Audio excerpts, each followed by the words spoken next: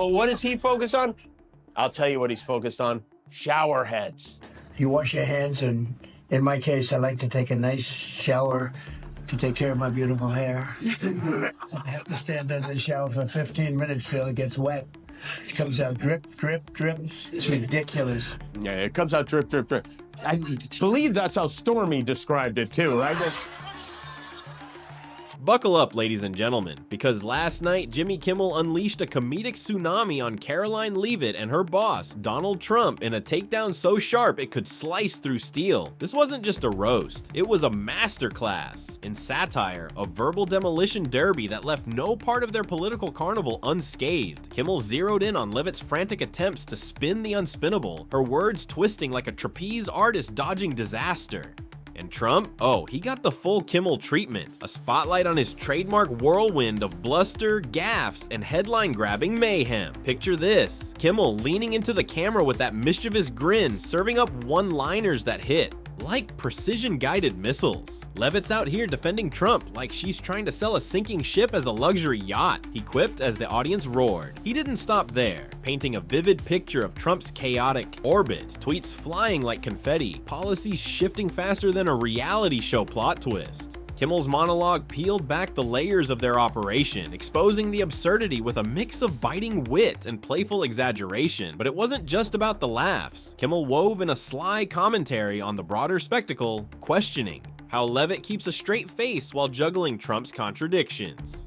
She's got the toughest job in Washington, he deadpanned, translating chaos into coherence 5 times a day. The crowd ate it up, hanging on every word as Kimmel turned the political circus into a front-row comedy show. Trust me, folks, this is must-see TV. A glorious, slow-burn implosion you can't peel your eyes away from. Grab your popcorn and catch the replay. It's a wild ride from start to finish. I'm sorry, have you ever paid a tariff? Because I have. They don't get charged on foreign companies, they get charged on the importers. And ultimately, when we have fair and balanced trade, which the American people have not seen in decades, as I said at the beginning, revenues will stay here, wages will go up, and our country will be made wealthy again. And I think it's insulting that you're trying to test my knowledge of economics. The stage lights burned bright, casting a golden glow over Jimmy Kimmel's desk as he leaned forward, his eyes glinting with the kind of mischief that promised something unforgettable was about to unfold. The audience, already buzzing from the monologue's earlier jabs, fell into a hush, sensing the air shift. Kimmel wasn't here to play nice tonight. No, he was locked and loaded, ready to dismantle none other than Karoline Leavitt, a name that until recently lingered in the shadows of the Trump orbit, but had now clawed its way into the spotlight, carried aloft by the relentless tide of loyalty to the former president. Kimmel's voice, sharp as a blade, cut through the studio's electric hum.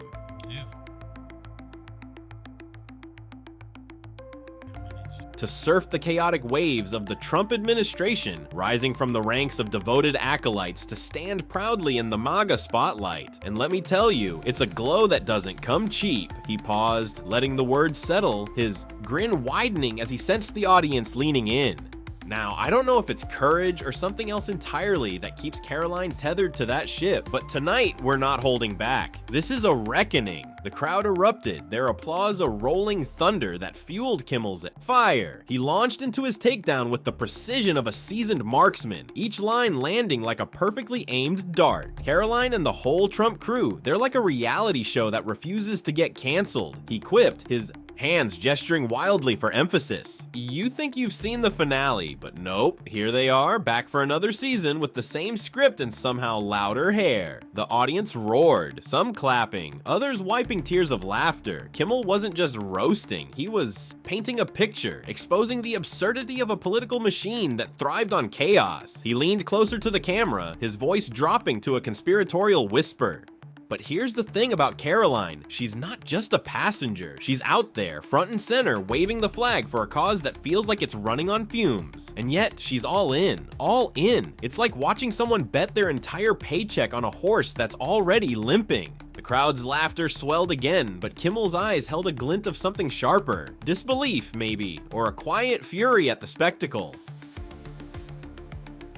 The takedowns stretched on, relentless, a masterclass in late-night wit that felt both surgical and gloriously unhinged. He wove in references to the broader Trump administration, calling it a circus where the clowns keep rewriting the rules. He painted Leavitt not as a villain, but as a symbol of a larger, bewildering loyalty, one that kept the MAGA flame burning long after the credits should have rolled. By the time he landed his final blow, Karoline, if you're watching, here's a tip. Maybe don't hitch your star to a wagon that's already on fire. The audience was on its feet, their cheers a tidal wave that crashed over the studio. It was more than a roast, it was a moment. The kind of television that crackled with raw energy, that made you feel like you'd witnessed something seismic. Kimmel sat back, his smirk saying it all. He'd said what needed saying, and he'd done it with the kind of flair that left no one unscathed. As the cameras panned to the crowd, still buzzing, you could almost taste the satisfaction in the air, like a crisp breeze after a long, oppressive heat. Trump's all over the place. Look at China. Over the past 48 hours, the tariffs he put on China have gone from 20% to 104% to now he says at least 145%. He's just calling out numbers like he's working a bingo hopper or something.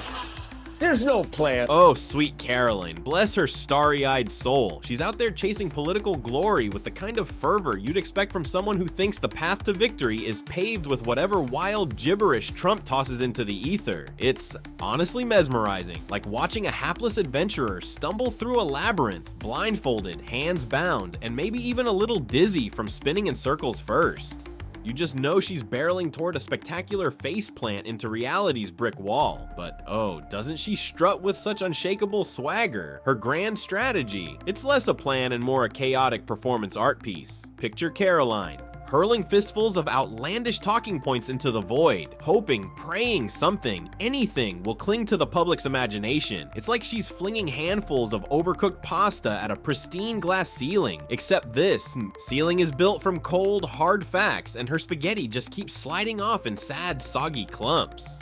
No stick, no grip, just a mess piling up at her feet. And yet, she keeps tossing, undeterred, as if sheer volume might somehow bend the truth to her will. Let's be real, Karoline's approach is a masterclass in optimistic delusion. She's not just echoing the loudest voice in the room, she's cranking the volume to 11 and adding her own bizarre remix. It's as if she's decided the key to winning hearts and minds is to double down on the absurd, to weave a tapestry of half-baked slogans and wild tangents, then present it like it's the Magna Carta. The crowd might blink, confused, but Karoline? She's already onto the next fever dream soundbite, convinced she's one viral quip away from political stardom. Someone get this woman a map, or at least a reality check.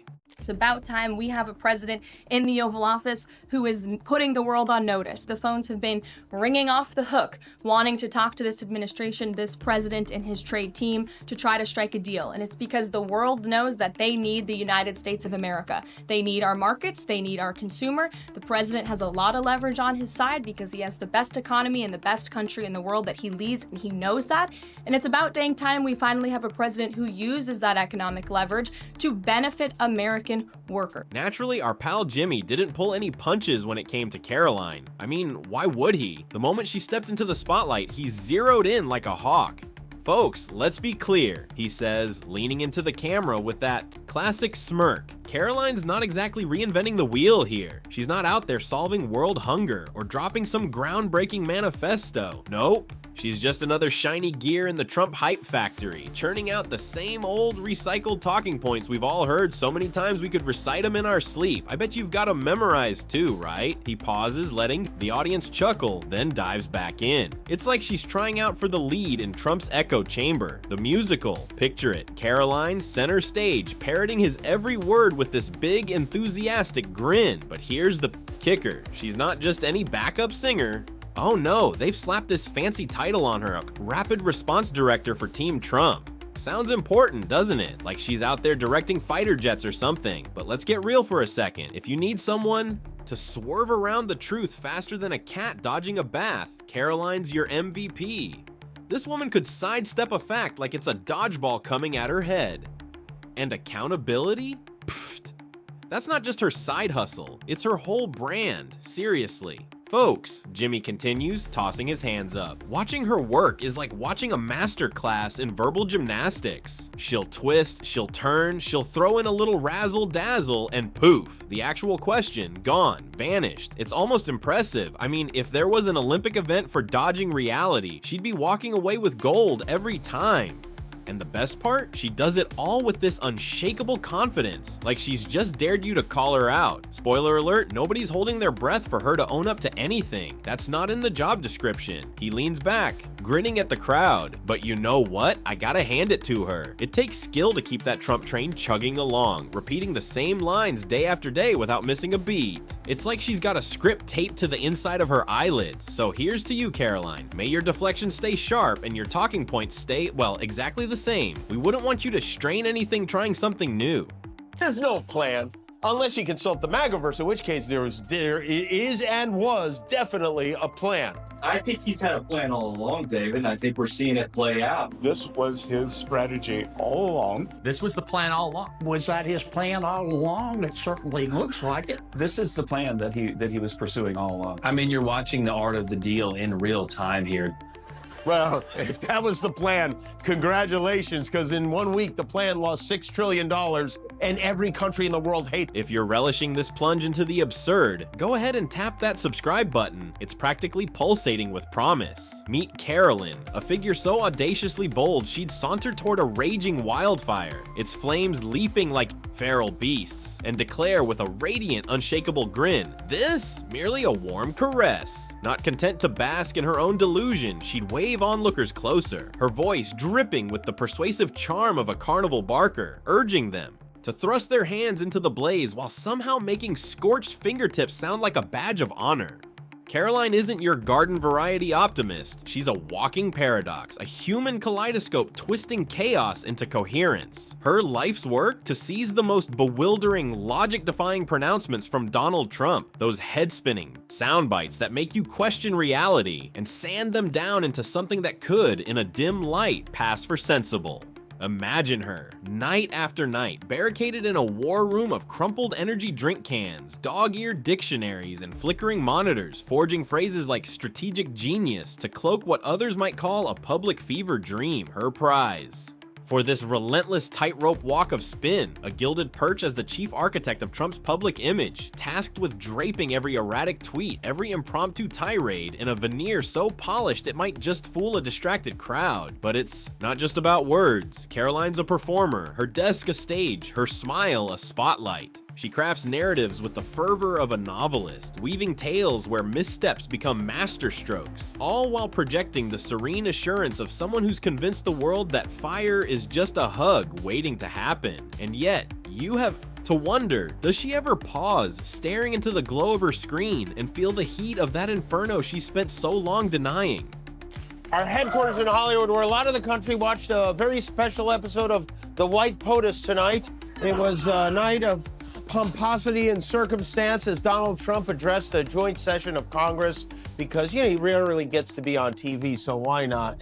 If you're relishing this plunge into the surreal, do yourself a favor and tap that subscribe button. It's glowing like a neon lifeline in a storm. Let's talk about Karoline, a figure so audacious she'd saunter up to a raging bonfire, flames clawing at the heavens, and declare with a pageant queen's grin, "What blaze? This is just nature's warmest hug."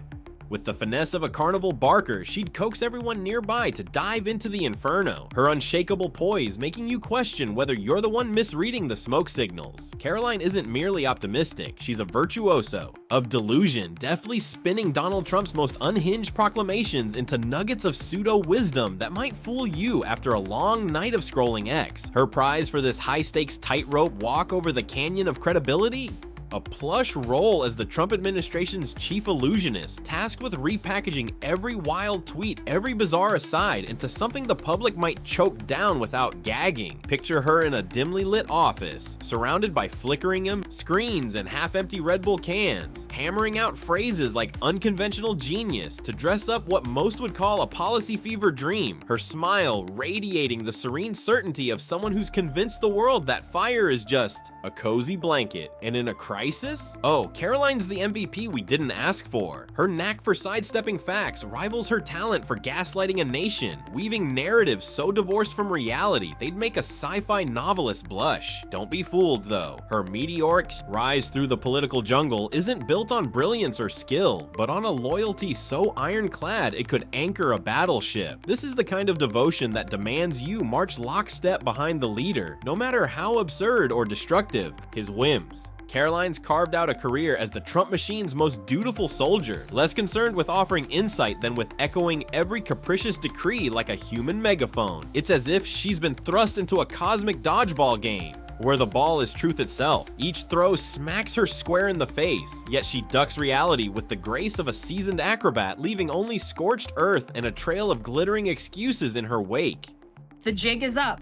Past American presidents sat by and let this happen, but President Trump stood up for our country and he is saying no more. The president's message has been simple and consistent from the beginning. To countries around the world, bring us your best offers and he will listen. Deals will only be made if they benefit American workers and address our nation's crippling trade deficits. If you're reveling in this carnival of absurdity, do yourself a favor and tap that subscribe button. It's twinkling there like a lone star in a sky of mediocrity pleading for your affection. Now, let us turn our gaze to Karoline, a figure so audaciously self-assured she'd saunter up to a raging conflagration, its flames pirouetting like a chorus line of devils, and declare with a smile that could melt glaciers. Warmth? This is merely a sunbeam's caress. With the fervor of a revivalist preacher, she'd coax the onlookers, wide-eyed, sweat-drenched, and clutching their skepticism, to plunge their hands into the blaze. Her voice a siren's song promising enlightenment through char. Karoline isn't merely optimistic. She's a walking paradox, a human kaleidoscope refracting reality into dazzling, dangerous distortions. Her life's work? To seize the most bewildering, logic-defying pronouncements from Donald Trump, those verbal labyrinths that leave scholars and bartenders alike scratching their heads, and spin them into something that might, in a dimly lit room after a few cocktails, pass for coherence. Imagine her, ensconced in a war room of crumpled notepads and flickering screens. Her desk, a battlefield strewn with half-empty coffee mugs and dog-eared dictionaries, as she hammers chaos into phrases like bold vision or unprecedented strategy. Her reward for this Sisyphean task of polishing rhetorical rubble? A gilded perch as the high priestess of Trump's public image, charged with draping every erratic tweet, every off-the-cuff tirade in a veneer so glossy it could blind the unwary. With a grin that suggests she's cracked the code to the universe, Karoline weaves tapestries of plausibility, convincing the world, or at least a sliver of it, that fire is just a warm hug, that pandemonium is merely progress in disguise. But let us not linger solely on this maestro of mirage, for the true luminary of this spectacle demands our attention. Donald Trump, the man who, with a magician's flourish and a showman's gall, persuaded a nation that his resume of collapsed ventures, bankrupt casinos, and self-aggrandizing missteps was not a warning, but a crown. Picture him, a modern-day alchemist, transmuting inexperience into a badge of authenticity, his every failed steak empire or shuttered airline recast as a stepping stone to greatness. The late-night jesters, Jimmy Kimmel chief among them, have feasted on this paradox, skewering Trump's so-called leadership, a term we use loosely, like calling a toddler's tantrum a symphony. By leadership, we mean the uncanny ability to fire off tweets like cannonballs, each one a burst of bluster aimed at dodging the real crises piling up like unpaid bills. Kimmel, with his rapier wit, has painted Trump as a captain steering the ship of state not with a compass, but with a megaphone, shouting over the storms rather than navigating them. And yet, Trump's political sorcery is a marvel, a testament to the human capacity for belief in the face of evidence. Consider the man who, like a cat with 9 lives, weathered not 1 but 2 impeachments, each a political earthquake that would have buried lesser figures, and emerged not humbled but emboldened, trailed by a legion of devotees who cling to his every word with the fervor of flat earth cartographers mapping a globe they refuse to see. This fan club, a kaleidoscope of the unwavering, gathers at rallies that feel less like political events and more like revival meetings, where the gospel is grievance and the scripture is a tweet storm. Trump's genius, if we dare call it that, lies in his ability to lower the bar so profoundly that it's less a hurdle than a line scratched in the dirt, a threshold so subterranean that even his most bewildering moments, say musing about disinfectants as a cure or reimagining history on live television, are met with applause rather than astonishment. Let's paint the scene: a golden-haired titan atop a stage, his tie a crimson pendulum, his voice a bellow that drowns out reason as he spins tales of enemies vanquished and victories conjured from thin air. The crowd roars, not because the math adds up, but because the story feels right. A myth of a man who bends reality like a spoon in a magician's hand. Karoline, ever the loyal sorcerer's apprentice, hovers in the wings, ready to translate these fever dreams into press releases, her pen a wand waving away contradictions. She might describe a trade war as economic chess, a diplomatic gaffe as refreshing candor, each phrase a brick in the ever-growing edifice of alternative facts. Together they form a peculiar alchemy. Trump, the architect of chaos, dreaming up the impossible, and Karoline, the sculptor, chiseling it into shapes the public might mistake for truth. Picture the machinery of this operation: a humming engine of spin powered by late-night strategy sessions and endless drafts of statements that stretch credulity like taffy. Karoline's office, a fortress of ambition, buzzes with the energy of a newsroom on election night, her team parsing every syllable of Trump's latest outburst for something, anything, that can be molded into a narrative. A tweet about, say, windmills causing cancer becomes, in her hands, a call for environmental innovation. A rambling speech about Revolutionary War airports morphs into a passionate nod to American history. It's a high-wire act, and Karoline performs it with the grace of a tightrope walker, never flinching, never doubting, her smile a shield against the world's raised eyebrows. But Trump's stage is vaster, his audience a nation, or at least a loud fraction of it, hanging on his every word. His rallies are theaters of the absurd, where logic takes a back seat to loyalty, where supporters wave signs not for policies but for a vibe, a feeling of defiance against a world they've been told despises them.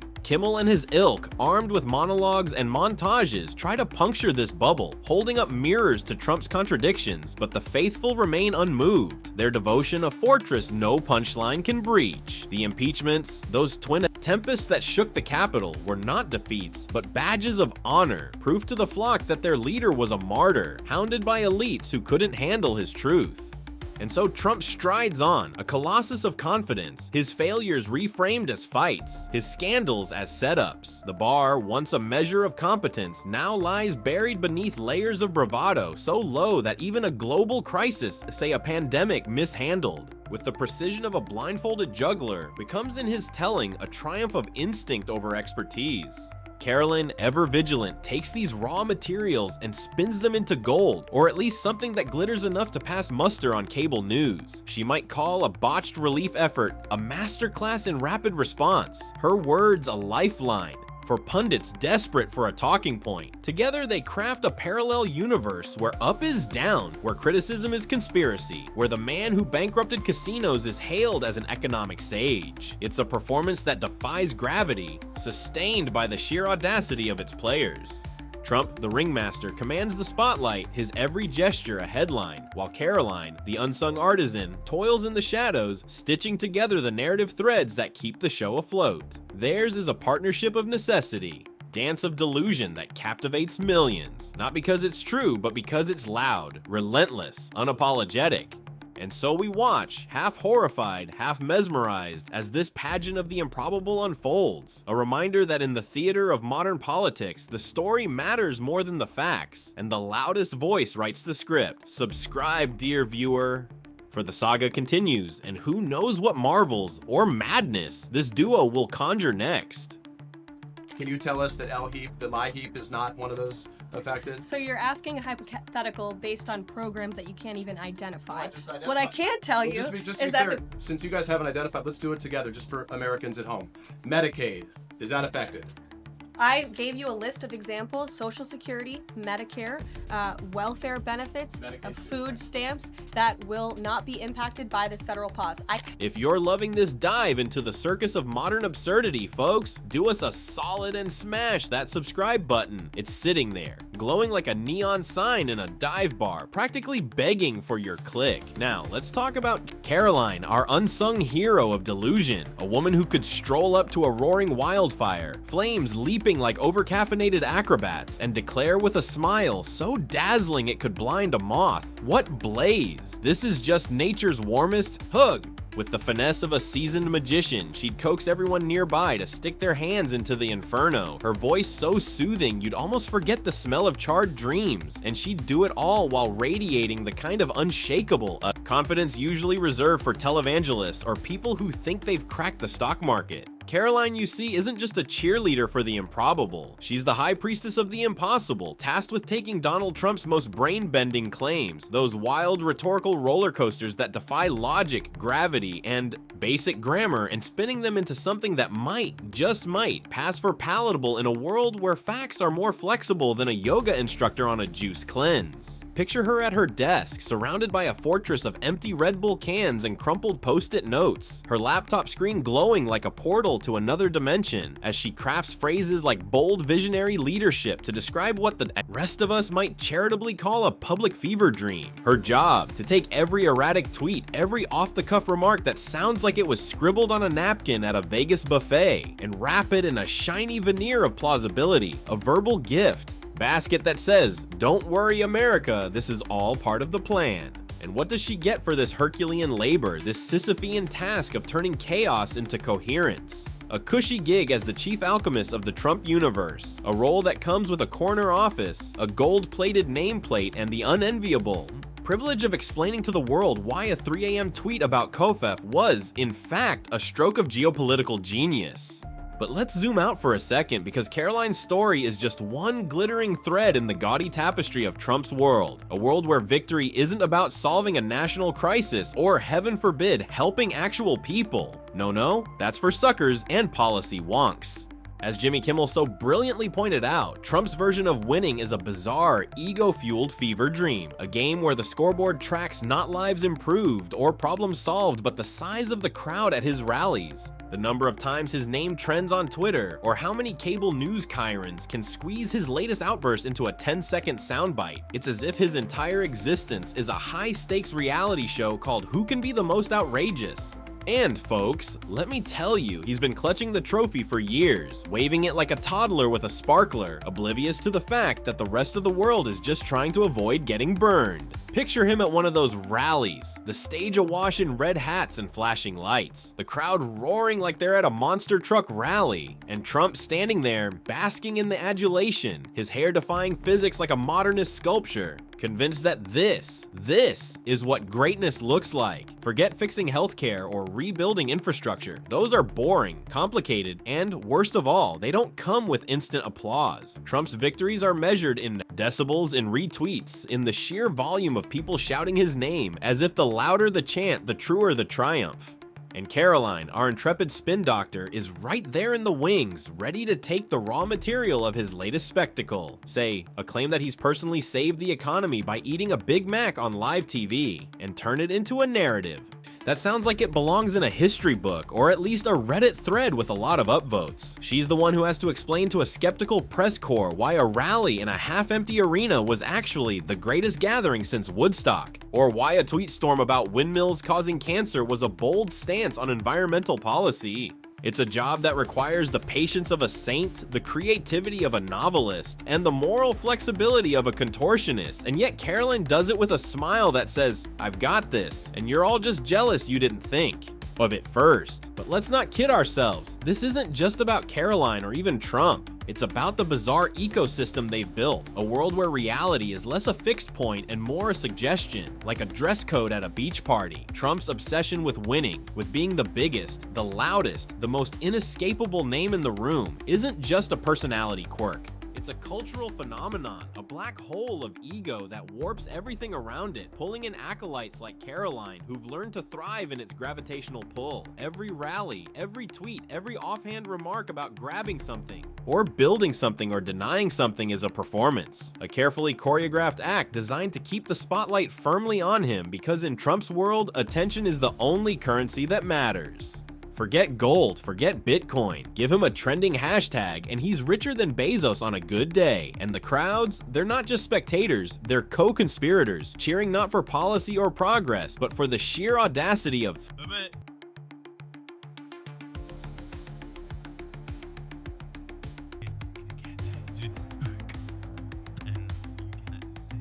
Kimmel nailed it when he called out this obsession, this relentless need to be seen as the victor, no matter how hollow the prize. Trump doesn't want to fix a crisis. He wants to be the guy everyone talks about while the crisis is happening. The one whose name is on every lip, every screen, every meme. It's why he'll boast about crowd sizes while a hurricane rages, or claim he's revolutionized diplomacy while world leaders exchange awkward glances. And Karoline, bless her heart, is the one who has to make it all sound normal, or at least normal adjacent, like a press secretary for a reality show villain who's decided he's also the hero. She's out there, day after day, polishing turds. Into talking points, turning gaffes into gospel, convincing herself, and maybe a few gullible souls, that this is what leadership looks like in the 21st century.